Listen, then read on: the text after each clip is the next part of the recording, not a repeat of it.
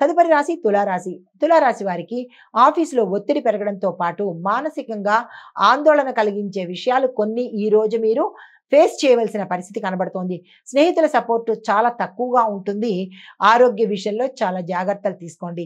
పరిహారంగా చండీ అమ్మవారి ఆరాధన కానీ, అమ్మవారి అష్టోత్తరం కానీ చదివినట్టయితే కనుక మంచి ఫలితాలు పొందేందుకు అవకాశం ఉంది. తదుపరి రాశి వృశ్చిక రాశి. ఈ రాశి వారికి విద్యార్థులకు మాత్రము విశేషమైన శుభవార్తలు వింటారు. వ్యాపారంలో కొత్త కాంట్రాక్ట్లు వస్తాయి. గతంలో ఆగిపోయిన, నిలిచిపోయిన ధనపరమైన అంశాలు చకచకా ముందుకు కదిలేందుకు అవకాశం ఉంది. రుణాల కోసం ప్రయత్నం చేయండి.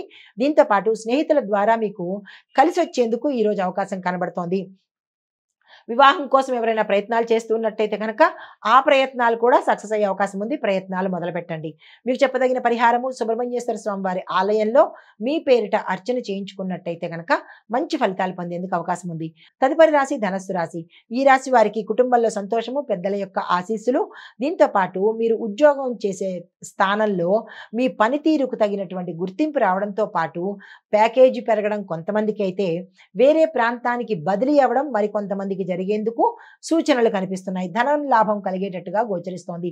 శుభకార్యాలకు సంబంధించినటువంటి ధనము మీకు అప్రయత్నంగా వచ్చేందుకు సూచన కనిపిస్తోంది. చెప్పదగిన పరిహారము గోమాతకు గడ్డిని మీ చేత్తో మీరు తినిపించడం కానీ, లేదా పసుపు రంగు వస్త్రాలను దానంగా ఇవ్వడం కానీ, ఈ రెండిట్లో ఏది చేసుకున్నా విశేషమైన ఫలితాలు పొందుతారు.